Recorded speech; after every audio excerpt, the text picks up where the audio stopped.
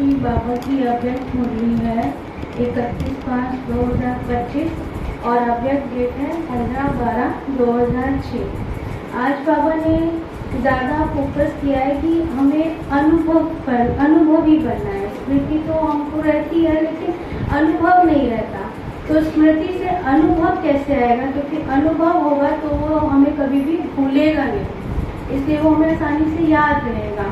तो इसके लिए बाबा कहते हैं कि स्मृति स्वरूप होंगे वो अनुभवी मूर्त बन सके। सेकंड की तीव्र गति से परिवर्तन कर पास विद ऑनर करो। बाबा ने कहा स्मृति स्वरूप बनकर अनुभवी मूर्त बनोगे तो तीव्र गति से सेकंड में अपना परिवर्तन कर लोगे, और जो तीव्र गति से सेकंड में परिवर्तन कर लेंगे वो कहलाए जाएंगे पास विद ऑनर, यानी कि बिना किसी सजा के सम्मान के साथ जो है उनको पास की डिग्री मिलेगी। बाबा ने आज कहा कि बाबा ने सबके भाग्य में 3 रेखाएं देखी, भाग्य की 3 रेखाएं देखी, जिसमें कि बाबा ने पहली रेखा देखी कि परमात्म प्यार की पालना जो बाबा हमें दे रहे हैं वो सबके भाग्य में किसको कितनी मिल रही है।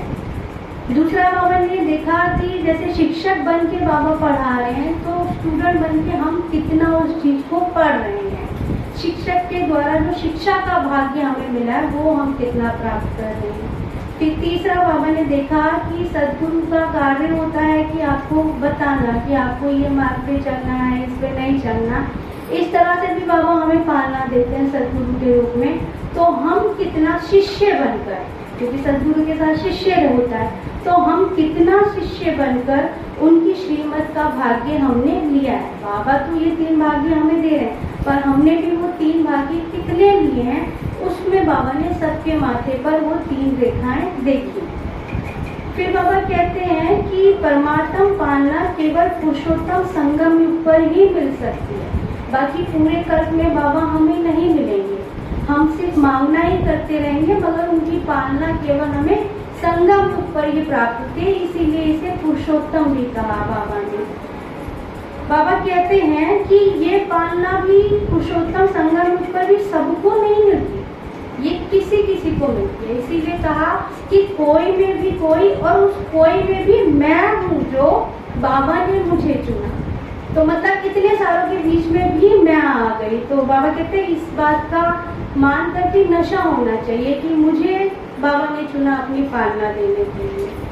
फिर बाबा ने कहा कि मैं पालना देता हूँ तो मेरी कुछ आश भी है, क्योंकि हम बच्चों को अगर पालना देते तो हमारी भी बच्चों से आश होती है कि वो ये करे। तो बाबा की आश है कि तुम लोग मुझे ना अनुभवी मूर्त बन के दिखाओ। मेरी पालना ले रहे हो तो वो दिखना चाहिए दूसरों को कि हम उनकी पालना ले रहे हैं। वो कैसे दिखेगी कि उस पालना का हम अनुभव कर रहे हैं या नहीं कर रहे हैं। हमारे व्यवहार में अगर आएगा तो मतलब हम अनुभव कर रहे हैं। तो बाबा ने कहा कि बाबा देखना चाहते हैं कि हम अनुभवी मूर्त कितने बने हैं, क्योंकि और भी बाबा ने कहा अनुभवी मूर्त बनना है तो उसके लिए आपको क्या करना है कि स्मृति स्वरूप बनना। जितना चीजें हमें याद रहेंगी उतना वो हमें अनुभव में लाना आसान होगा। तभी तो बाबा ने ये सारे सोमान दिए कि सोमान अगर स्मृति में रहेंगे तो वो धीरे धीरे हमारे अनुभव में आते जाएंगे। तो बाबा ने अनुभवी मूर्त बनने का एग्जाम्पल में कहा कि आप स्मृति स्वरूप बनो तो अनुभवी मूर्त बनो।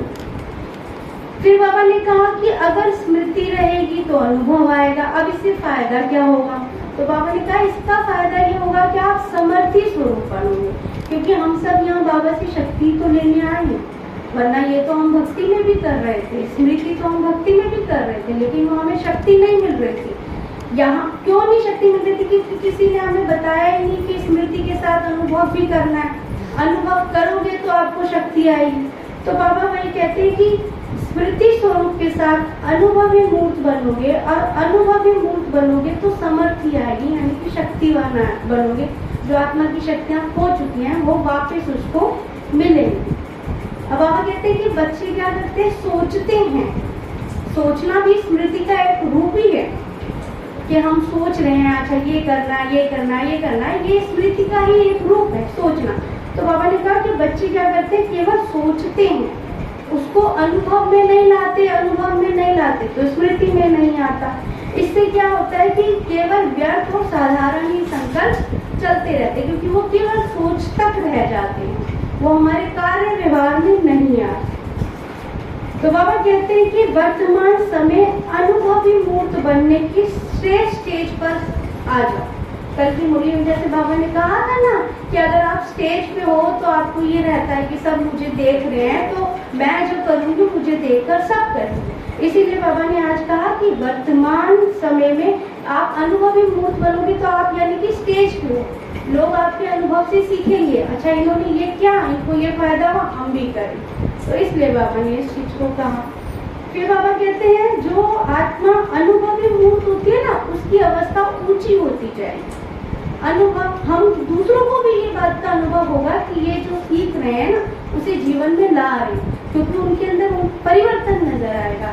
परिवर्तन ही तो बताता है कि अवस्था ऊंची हो रही है या नीचे जा रही है। तो बाबा ने कहा उनकी अवस्था हमेशा ऊंची उठेगी।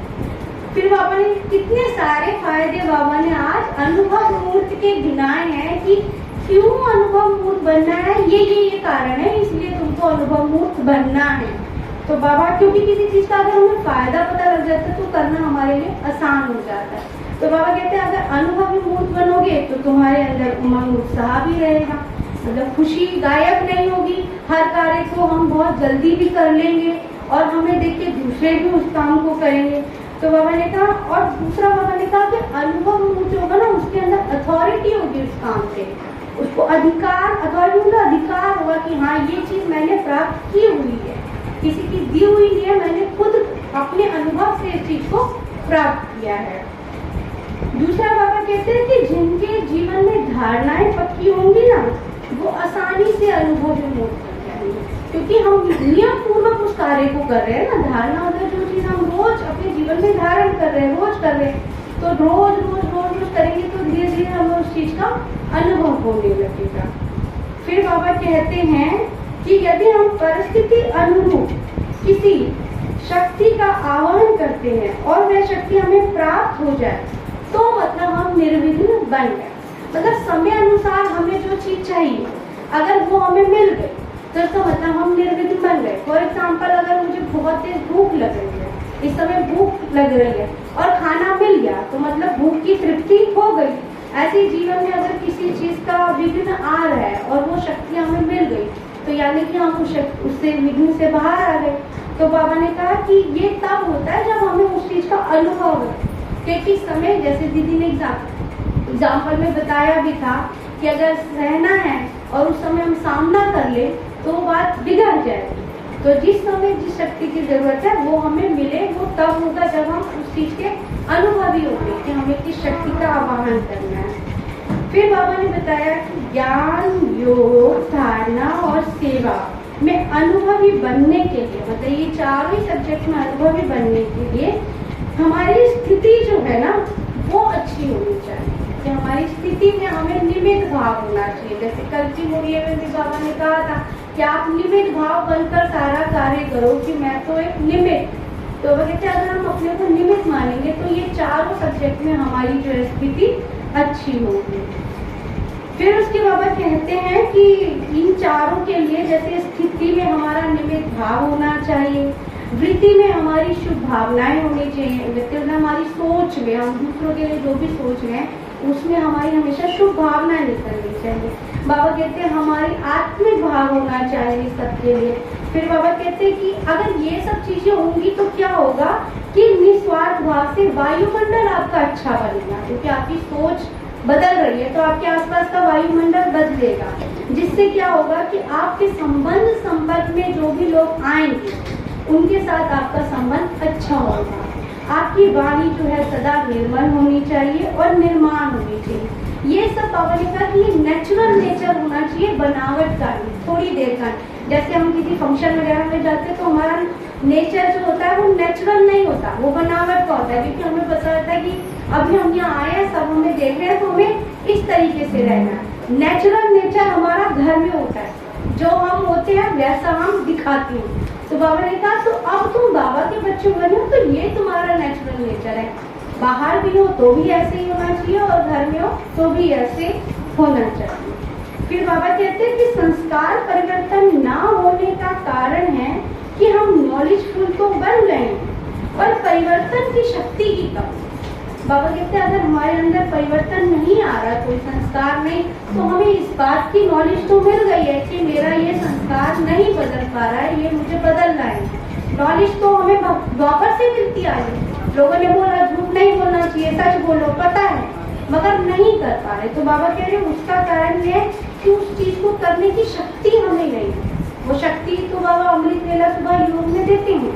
इसीलिए तो बाबा ने चारों सब्जेक्ट पहले बोले ना कि ज्ञान, योग, धारणा, सेवा तीनों होंगे तो ये परिवर्तन होगा। तो बाबा कहते हैं इसलिए ये परिवर्तन नहीं हो रहा। अभी बाबा कहते हैं कि अभी समय ना बहुत तीव्र गति का चल रहा है, इसलिए स्मृति स्वरूप से, क्योंकि अब समय बहुत कम रह गया। तो बाबा कहते हैं अब इतना नहीं है कि आज सोचा और 1 महीने बाद परिवर्तन किया। अभी सोचा और अभी परिवर्तन, सेकंड में परिवर्तन। इसको कहा जाता है तीव्र गति का। जैसे कहते हैं तीव्र गति का पुरुषार्थ क्या होगा? अगर हम लेट आए हैं, जैसे हम सभी लोग बहुत लेट में आए, तो हमारे लिए तीव्र गति का पुरुषार्थ यही होगा कि सेकंड में हम परिवर्तन कैसे कर ले, जिससे कि हमारी अवस्था ऊंची जाए, हम भी आगे नंबर ले सकें।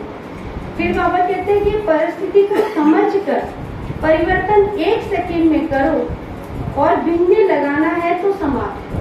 बाबा कहते हैं परिस्थिति को समझकर फटाफट से 1 सेकंड में परिवर्तन करना चाहिए, तो उसको कहा जाएगा तीव्र गति का परिवर्तन। बाबा कहते हैं अगर बिना किसी सजा के पास होना है तो पास विद ऑनर, जैसे कि आगे बाबा ने बताया है। फिर आगे बाबा कहते हैं कि वरदान में बाबा ने कहा कि स्मृति के स्वच्छ द्वारा स्व कल्याण और सर्व का कल्याण करने वाले सिद्धि स्वरूप। जैसा कि पूरी मुरली का सार ही है कि अगर हमें स्मृति रहेगी, जैसे बटन खोल के लाइट आ जाती है, ऐसे हमें स्मृति आ गई किसी भी सोमान की, तो उससे हम अपना भी कल्याण करेंगे और हमारे साथ वालों का भी कल्याण होगा। तब हमें कहा जाएगा सिद्धि स्वरूप। मतलब जो सोमान हमने लिया उसको हमने जीवन में अनुभव में लाया, उसको कार्य में लाया। क्योंकि जो वरदान मिलता है वो कार्य में लाते हैं, तभी तो सिद्धि मानी जाती है कि ये सिद्धि हो गई, इन्होंने हमें वरदान दिया, ये सिद्ध हो गया, मतलब फलीभूत हो गया। तो बाबा उसी को कहते हैं कि स्मृति का स्विच ऑन करोगे तो खुद का भी कल्याण और दूसरों का भी कल्याण होगा। फिर स्लोगन में बाबा ने कहा कि अतीन्द्रिय सुख की अनुभूति करने के लिए अपनी शांत स्वरूप स्थिति में स्थित होगा। अगर अतीन्द्रिय सुख का अनुभव करना है, जो कि बाबा कहते हैं कि गोपियों से पूछो, तो वो हम ही तो हैं और किससे पूछो। तो इसीलिए बाबा कहते हैं अगर उसका अनुभव करना, इंद्रियों से परे जाने का सुख वैसे ही बहुत अलग ही होता है। अगर किसी ने किया भी है तो वो सेकंड भर को ही हो जाए, वो बिल्कुल डिफरेंट होता है। तो बाबा कहते हैं अगर उसकी अनुभूति करनी है तो अपनी ना स्थिति को शांत करना, क्योंकि जितना आप शांत होंगे उतना आपकी इंद्रियां शीतल होती जाएंगी और तभी जो है आपको इंद्रियों से परे का, क्योंकि सत्युग में हम लोगों का क्या है, यही तो होगा कि इंद्रियों का सुख नहीं होगा, हम आत्म सुख से सारी चीजों का अनुभव करेंगे। चीजें तो सारी यही होंगी। इसलिए बाबा यहीं पे सिखा रहे हैं कि इंद्रियों से परे अगर सुख का अनुभव करना है तो शांत स्वरूप करें। और बाबा ने आज होमवर्क भी दिया कि अभी सीजन बचा है तो ये होमवर्क रखना है कि एक बाप दूसरा ना कोई।